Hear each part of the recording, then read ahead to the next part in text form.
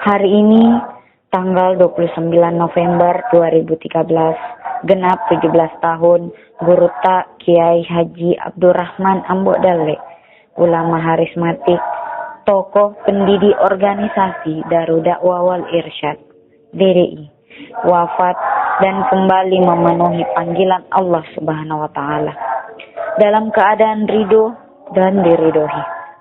Guru Tak lahir pada tahun 1900 di daerah Ujungi, Kecamatan Tanah Sitolo, Kabupaten Wajo.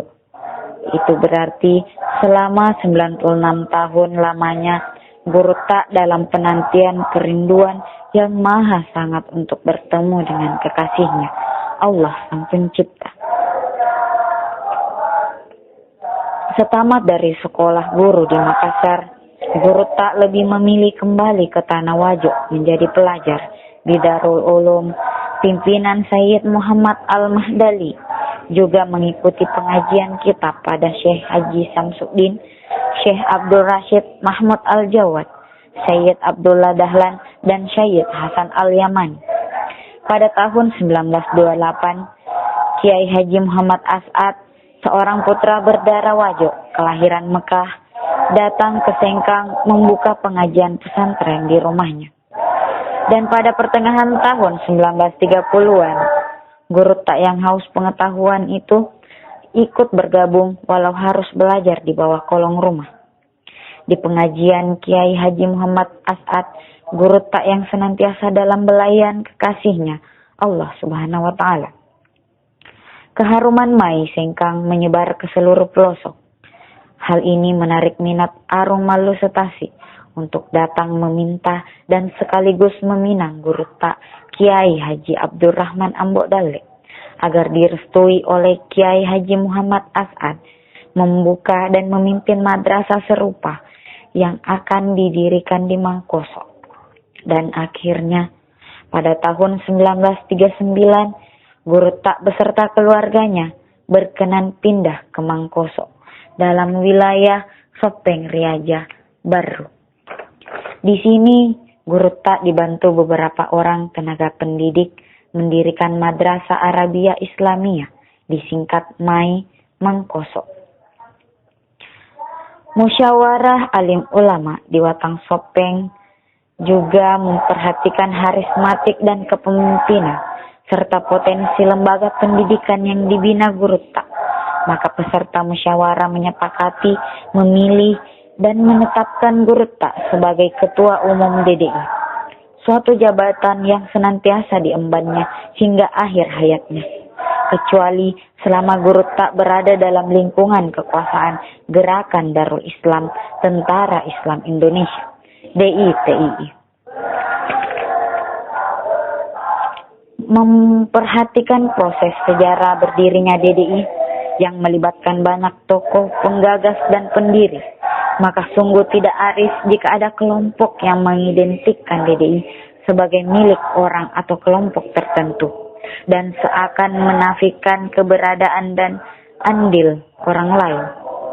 Guru Tak telah banyak memberikan contoh kepada kita anak-anaknya, baik anak biologis maupun anak-anak ideologis beliau, tentang sikap dan pandangan yang arif dalam memaknai sebuah kebersamaan, memperjuangkan cita-cita awal berdirinya DDI.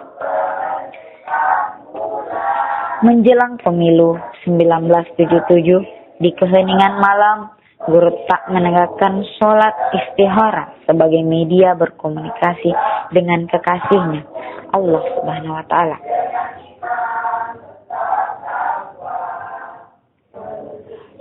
Berdasarkan pada getaran hatinya yang demikian itu, maka dengan tegas Guru Tak menyatakan bahwa pada pemilu 1977 ini dia berpihak pada Golkar.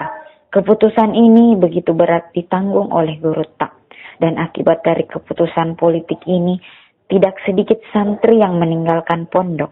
Ruang-ruang kelas jadi lengang, masjid sepi dari pengajian, bahkan ada saja elit DDI yang tidak setuju terhadap keputusan itu, berteriak di mimbar-mimbar umum.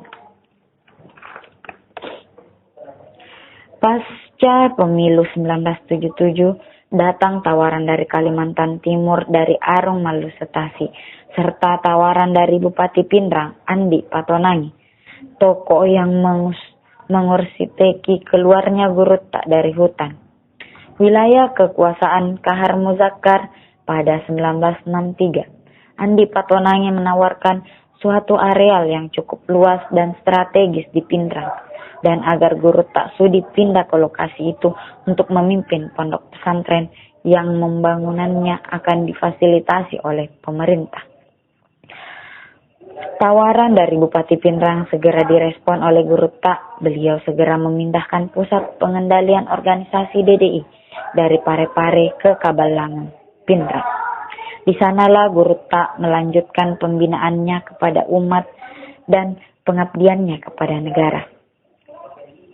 Pada tahun-tahun terakhir sebelum meninggalkan wilayah yang fana ini, kembali Gurutta diuji oleh Allah Subhanahu wa taala.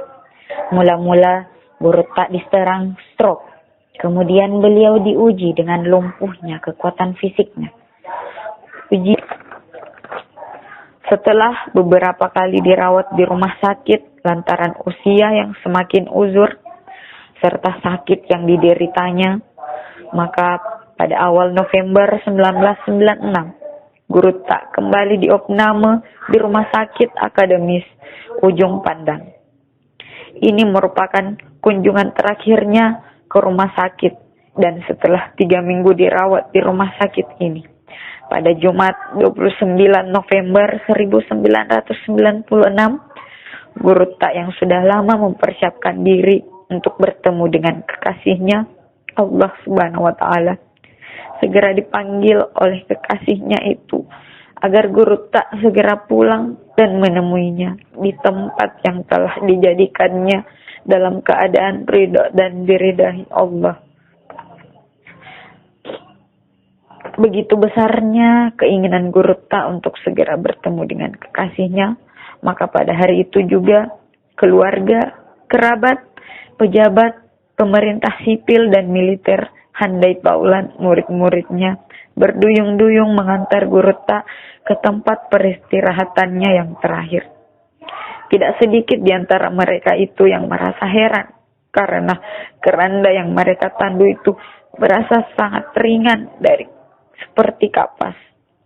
Mungkin saja ada beberapa malaikat yang ikut menandu Gurutta dan sekaligus mendampingi Gurutta menghadap keharibaan kekasihnya Allah Subhanahu wa taala yang sepanjang hidupnya dirindui dan dikangeninya sepenuh jiwa. Goresan bukti dan hikmat Gurutta Kiai Haji Abdurrahman Ambo Dalle yang dilakukan melalui berbagai wujud dan aktivitas yang tidak pernah surut akan tetap tertoreh di lembaran sejarah manusia yang tidak akan pernah lekang oleh panasnya matahari dan terpaan hujan. Berbagai pengakuan dan penghargaan yang diberikan oleh masyarakat, negara dan pemerintah menjadi bukti kebesaran jasa sang pahlawan nasional yang diwariskan untuk dijaga, dipelihara dan dimaknai oleh anak-anaknya, generasi muda Darul Dakwah wal Irsyad.